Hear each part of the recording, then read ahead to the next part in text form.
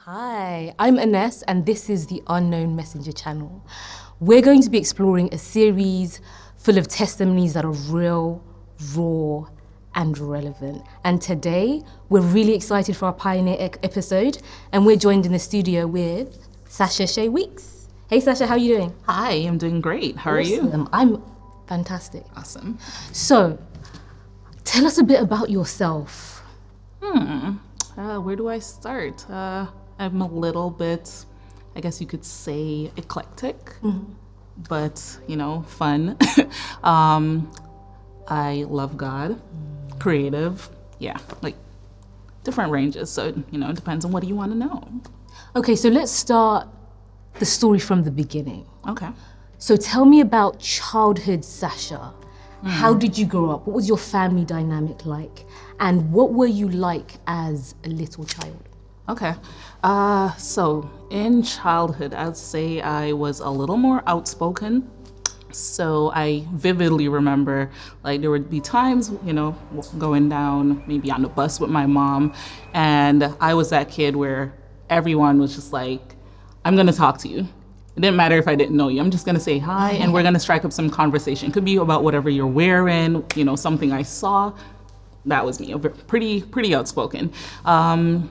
Outside of that, I was definitely the kid, I love learning. Everything, I wanted to understand what was going on. I wanted to know, like, the different things that I saw and be able to understand what it is. So that's, for the most part in childhood, that's kind of who I was. Started school early. I definitely remember that. Started school early, but I was tall, so people used to think I was way older than I actually was.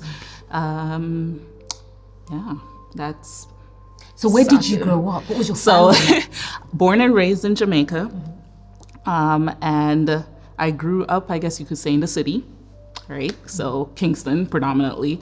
Family is really, that's a great question. I feel like diverse parts of the island, really. But for me, most of my life was spent in Kingston, and then later on, I did move to different parts of the island itself, but yeah. Are you an only child? So, great question. For my mom, yes. For my dad, no. Okay, so what was it like growing up? You said that you were a very curious child, very creative, very outgoing as well. What was it like growing up in Jamaica? Because obviously now you live in New York, you're a New Yorker. So tell me about your early years and some of the things that influenced Sasha today. Okay, so I feel like most of my life was school. So I feel like a lot of my memories back home is definitely in the school setting. I just remember it being something where, again, I was probably usually one of the youngest persons in the class, but because I was taller, people would assume I was like the same age as everybody else in my class. And of course that comes with, it's good and bad, right? Because if you are I guess you could say the youngest person, that means people will tend to try to pick on you for certain things. But then at the same time, like I said, I'm taller than you. So it begins to be this sort of weird situation.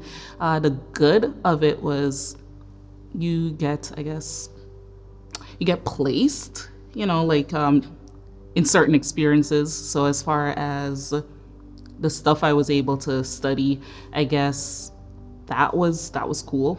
Looking back, I'd say maybe I'm at a place now where I'm just like, let kids be kids. Sometimes they don't need to, even though, yes, they could skip ahead, maybe not. Like I said, it has its good and its bad. But yeah, the bulk of my growing up was really just school.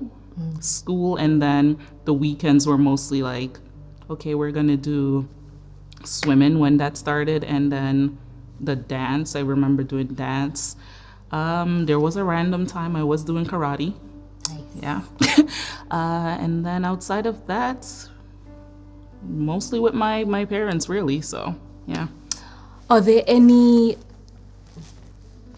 episodes or events that happened in childhood that affect you here today? Definitely. So, what age was I? I don't think I was past like age 4. It had to be like 2 going 3, or maybe I was just already turned 3. So I guess I'd say this is like the beginning of introduction to a whole other life that I didn't know existed. So essentially this came with, let me see, how would I put this? This introduction was more so like what the world of pornography is. And then with that, there was like molestation. Thankfully, molestation didn't happen in my family, but unfortunately, nonetheless, it still happened. So, yeah. So that was from the age, that's a young age, the age of 3. Yeah. And so what are your kind of initial reactions? Because that's a very young age to start processing sexual content, right? So what do you remember what you were thinking and what kind of happened? All right, so one of the first ever situations, I remember like when I was in, I guess you could say that's kindergarten, it was myself and there's another young kid at the time. Like we basically kind of lived adjacent to each other. And I remember we would have the same babysitter, right? So we were at her house, and essentially, long story short, she was, I want to say maybe she was like 18. Okay. So, way older. For all we knew, she was an adult. We didn't know. But like she was probably around 18. And I remember like that particular day, it was just like the entire thing, it just felt very off. Like I didn't know what was happening, but I just knew something was off. And I remember like when I think my dad came and got me that day, and I was, I explained to him, and then by the time we got home and like my mom, we were all talking about it, I was just explaining like, oh, she did this and she said that, because that was the next thing. It's like at that age, most young kids, they're not very able to say like, hey, such and such and such, but I was that kid again where I'm just like, I was already talking, having full sentences in school and everything. So I was explaining to her like, this happened and such, and she was just like, wait, what? And I just remember it becoming this big blow up. But for me, I didn't know what was going on. I just knew that whatever happened, it felt weird. So I was explaining that to them, and then it became like, we basically just never went there again, right? So it's like, okay, I'm guessing that whatever that is, it had to have been bad. From then on, I would say it would be like little isolated events, of course, throughout life, not the same person, but like other people, just random isolated events where that would happen. But that particular one, I just remember thinking like, whatever this is, I just know it felt weird and it felt wrong. I don't know why it does, but I just know that this doesn't feel right. The fact, especially, I just remember her screaming at us like, you guys have to do this. And we're just like, we don't know what's going on, but okay, whatever because I think at that time, of course, we're fearful. Like, we don't want you to like beat us because we don't even know what's going on. So we're just like, okay, like, all right, whatever you say, and yeah, so I do remember that distinctly. Yeah. That's a really scary position for a young child to be put in, actually. And so when you talk about this babysitter and these other incidents, it was essentially child molestation, essentially, and sexual abuse, right? Yeah. Was she exposing you to pornography? So just invading her, your like for her, that particular instance was not, I guess, that wasn't the pornography. It was just more so like blatantly like, trying to do sexual acts at that point. Pornography actually came later on because, so my dad, he used to do, I guess you could, what would you call that? That's cable work. Okay. So he would install cables and, he would essentially be all over the island. And I remember there was one particular job that he had to do, and me being, of course, the only child at that point in my life, growing up with my parents, I just knew like I would always want to go with him to his work, right? Because, who doesn't want to go explore again, right? So I remember we went to this particular house, and back then, as you know, magazines, right? I guess this house, like I want to say they had an older son, a younger son, and I feel like there was a sister, but I just vividly remember the younger kid because we were about the same age at that point, and then the older brother. Somehow, some way, he basically found the magazine, and I remember like he had it, he was showing it to everybody. And, you know, me again, at this point, I don't know what's going on, but all right, I see everybody looking, so I go over and I'm just like, I'm looking, and my brain is not necessarily processing, but I just know that, again, whatever I'm looking at, this just looks weird. It feels different. It feels strange. I don't know what this is, but that was for sure the first, like, I guess, introduction into that world that I had. So, yeah. And at what age was that exposure? This was not too far off from, this was still probably like about to turn 4. Okay. All of these things are like, most of it started fairly young, fairly young, unfortunately, but yeah. So Sasha, when did the healing start? The spiritual healing, the emotional, mental healing? Good question. Okay, so I'll put it like this. I feel like healing has been happening, right, all throughout, but I feel as though by the time I got to college is really when I had to make a sort of decided choice, right?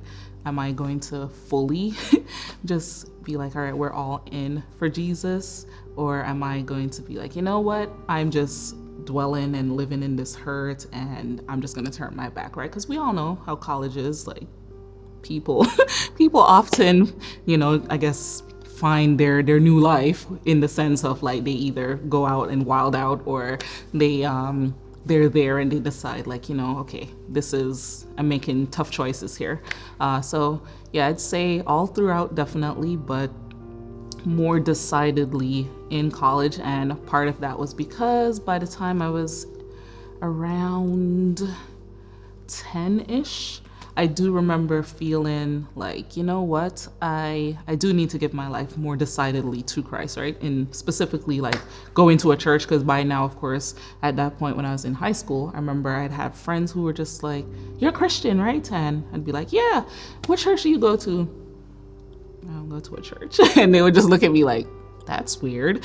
And I remember after a while, it started to kind of bother me, because it was just like every person that I knew who said they were a Christian, they would identify with a specific church, right?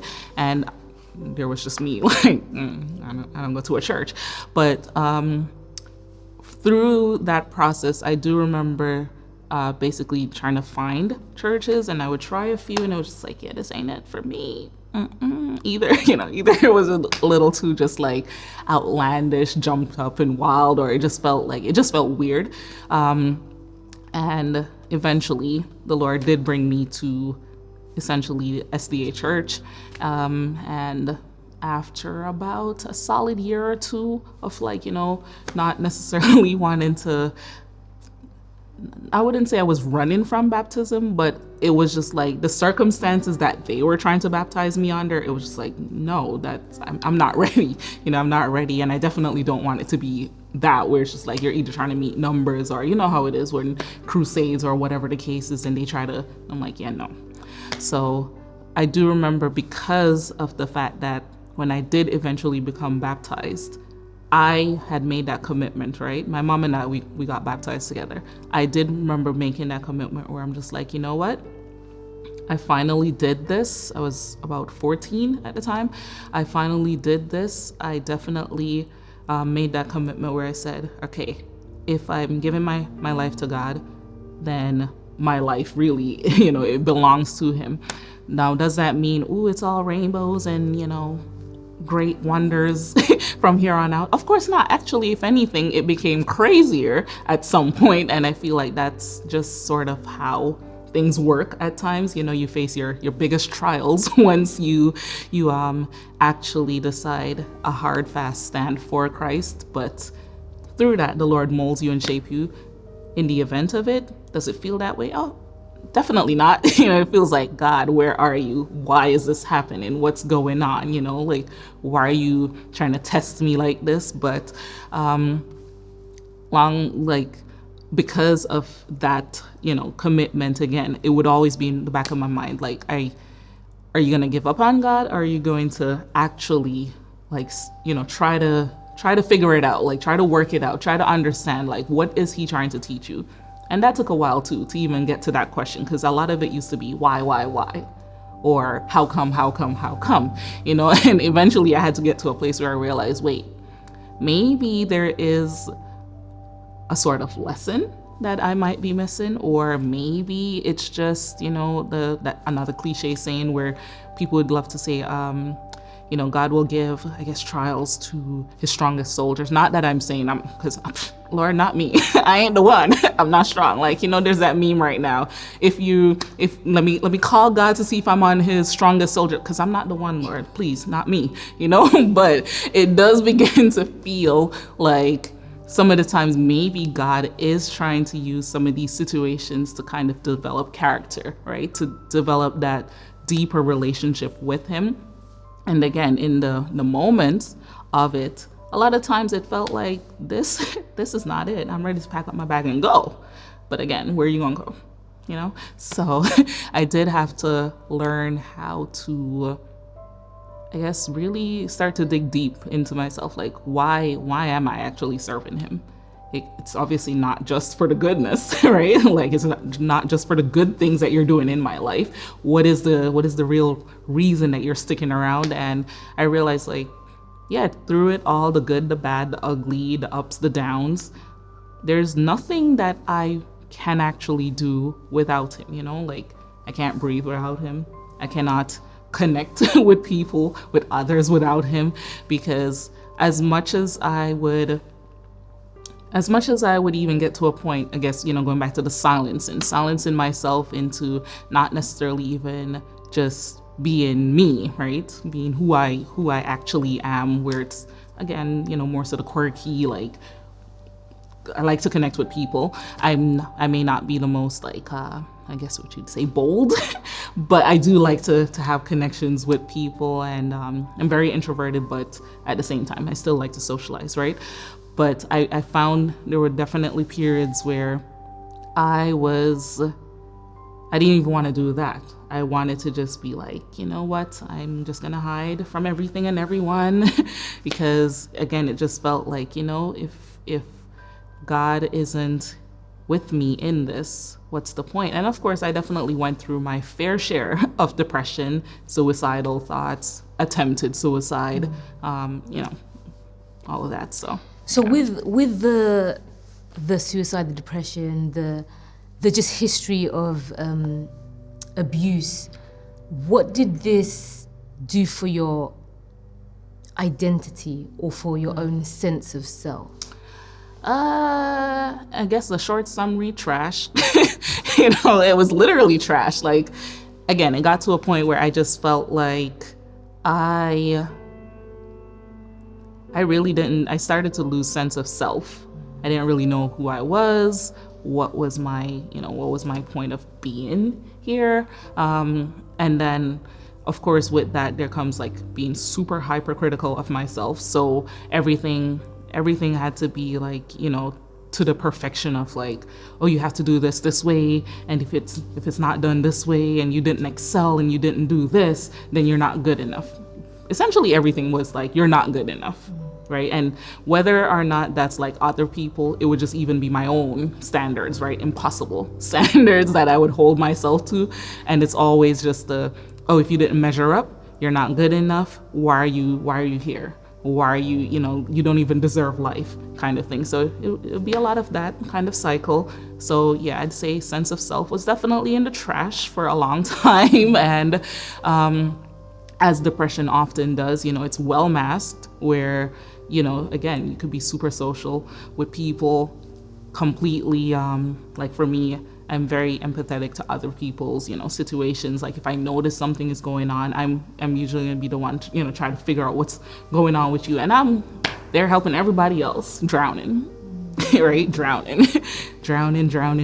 So yeah, like sense of self was definitely not in a good place, especially when you coupled it with the whole idea of everything that has happened, it's unresolved. Coupled it with, you know, even stuff like the colorism aspect that I would face with my mom. It wasn't a long thing, but I do remember like there would be certain points in you know, growing up where I would feel like people would look at her and look at me and just look at me like, why am I so dark? why she's so light. And then we never looked like mother and daughter. So we oftentimes maybe I guess look like sisters. And you could tell like, you know, it would be like favoring her over myself. So that of course also played into the whole, oh, okay, maybe something's wrong with me again, you know, looks wise or whatever the case is. So the sense of self was definitely all over the place. And if people told me things that they would, I guess, like about me, I never believed it. I'm just like, oh, you're just saying that to be nice. Okay. Wow, cool. so always deflecting, never believing good completely things. deflect. Like, I wouldn't even, when I was a kid, accepting compliments, no problem. By the time all of that happened, it was just like, you gave me a compliment. It would be one of the weirdest, like, I didn't know how to accept it. It was just like, why are you telling me this? You know, like, you could physically see me just like, okay, all right. And again, in my head, I'm just like, oh, the person's probably just saying it just to be nice. Some of the times I still struggle with that, you know, like to believe like, okay, some of what people say, they actually genuinely mean it without any whatever behind it. But yeah, that there was definitely a period where like you could not tell me any sort of compliment and I believe you. I'd just be like, okay, thank you. Completely disregard that in my mind. Wow. So Sasha, we've heard your story in terms of your childhood, some of the abuse, self-esteem issues. I know that you've been married to John for what, 10 years? Going to be 10 years next 10 years? year. Okay, wonderful. You guys have a great marriage. I admire you guys. Yeah. How did you come from that place of abuse to being able to trust somebody enough to marry them? That's a big gap. Oh yeah. So, gosh, I feel like a lot of that was definitely having to, I guess, identify triggers. Okay, so put it this way.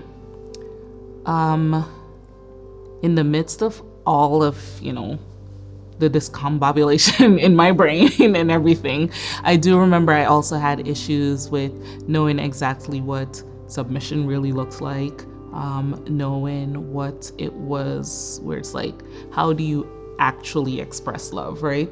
Because, I mean, yes, when I was younger, I had lots of affectionate love in the home, but again, by the time I got to about 10, I feel like a lot of things went south when I turned 10. By that point, it was just like my mom and I are arguing all the time, let alone we barely hugging, you know what I mean? So affection was dwindling, and by the time I met my husband, I was definitely like, yes, I still loved hugs, and yes, I still love affection, but I didn't necessarily know how to effectively show such affection and whatnot. So I would say for sure it came with having to learn who I am, right? Really relearn myself, relearn my identity in Christ is what really helped us. And is that to say our marriage was without child? Absolutely not. Because, you know, even before we got married, I remember there were a lot of times like we would have, I think we called it the case of the Fridays, because it felt like every Friday without fail, we would have like a throwdown, like an argument where it was just like, oh my gosh, you know, like, yeah, like it was crazy. I remember one of the times too, we even got into it to the point where it was just like, a friend that was with us, she had to just be like, I don't know what is going on, but y'all gonna have to sit here and talk it out because this is crazy. Like we were in a store, right? And it was just like, the tension was like, you could slice it with the knife. It was so high, you know? And I knew from then, like, yeah, we both had sort of like some levels of communication issues that we both had to figure out. We also, in our marriage, we had to learn just like, yeah, different ways of how do you actually respect each other? How do you show your affection? How do you not shut down, right? when something goes wrong? Because that, of course, used to be, funny enough, like, some of the times that used to be something I love to do, but I realized like for him, that would be something he did a lot. And I'd find myself being like, no, we need to talk about this right now because I want to solve it, you know? Like I was always big on, I want to solve it. I want to get to the end of it now because I realized from years prior that when I would do the whole, I'm just shutting down, and essentially I was just tired of trying to internalize everything. Because I don't want to have to internalize anything anymore. So I rather just talk about it, get it over with, deal with it.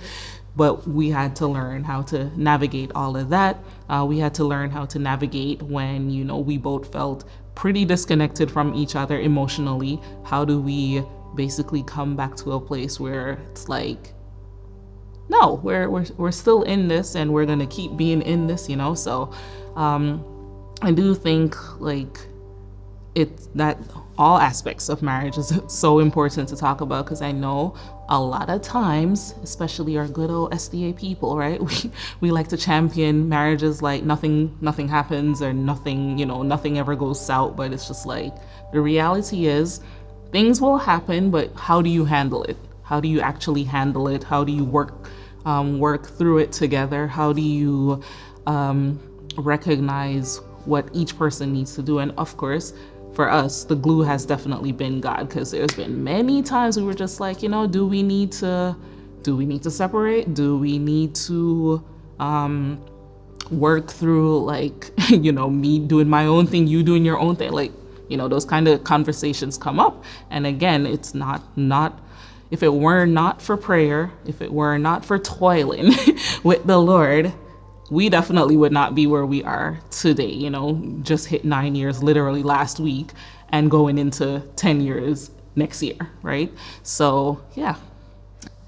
I love the fact that even at dark points, you're able to encourage other people, and that helps you. I think the concept, they say it's the wounded healer. You've been hurt, but because of that, you can help other people. I have one more question for you. So what would you say, looking back to 10-year-old Sasha, what would you say to her right now from the vantage point that you have? It's a great question. Okay. I think looking back, I would say to myself that everything is actually going to be okay. Things may not work out how you expect them to. A lot of things may come up that, you know, truly like breaks your heart, pains you in the craziest ways, but God is truly still with you, you know, through it all. So you don't have to actually worry about it. And truly tell, like, you don't have to worry. Like, everything doesn't need to be in your own control. It's gonna be okay. Sasha-Shae, thank you so much. It's been a privilege. Thank you for sharing your heart and your experience with us. And I'm sure it's uplifted me, and I hope that it blesses so many others as they hear this. Thank you. I truly pray that it blesses somebody, and, you know, ultimately I just wanted to remind everyone, like, yeah, God truly loves us. Just continue to lean on him. So yeah, thanks for letting me share. Thank you, Sasha.